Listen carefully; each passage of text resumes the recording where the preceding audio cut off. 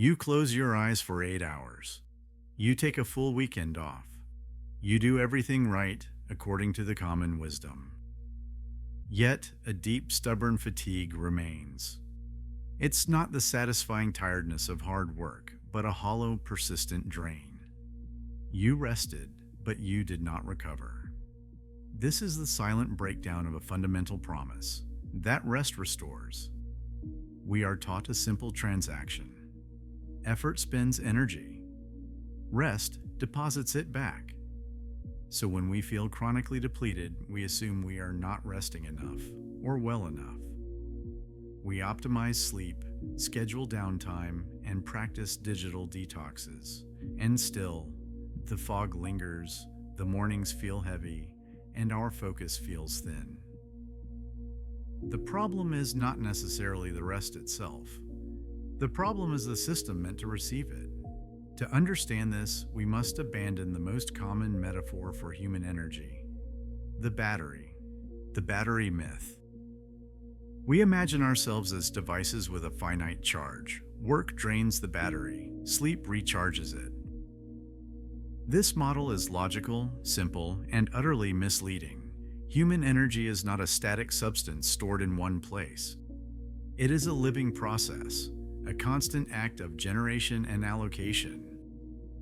The biochemical currency of your cells, ATP, is produced in real time, every second, from oxygen and nutrients. The feeling of low energy is rarely a total production failure. Your cellular power plants are almost always online. The crisis is not of supply, but of distribution and priority. Your body is less like a battery and more like a sophisticated city with a complex government.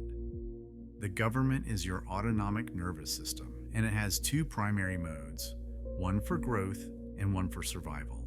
The survival mode. Lock.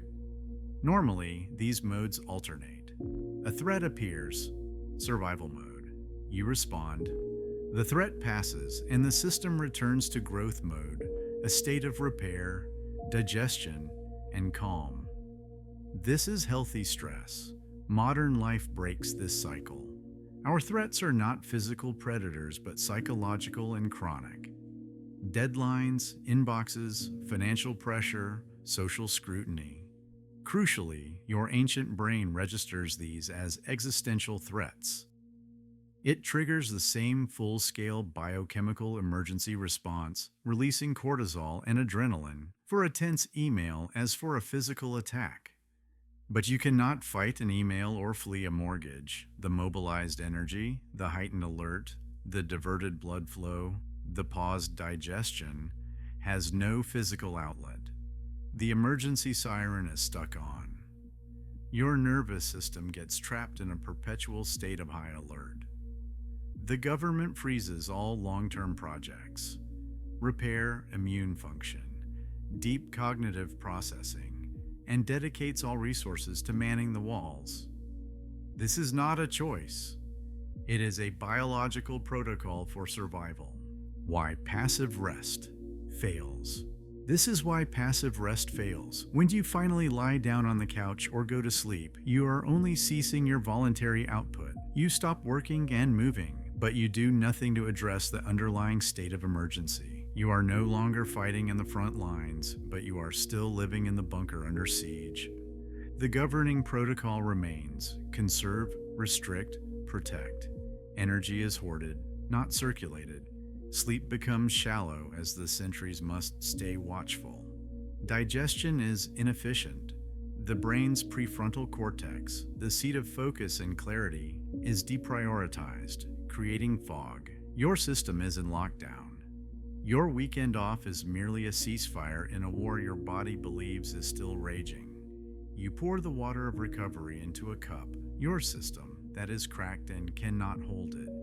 The rest is available, but the mechanism to receive it is broken. The true message of fatigue.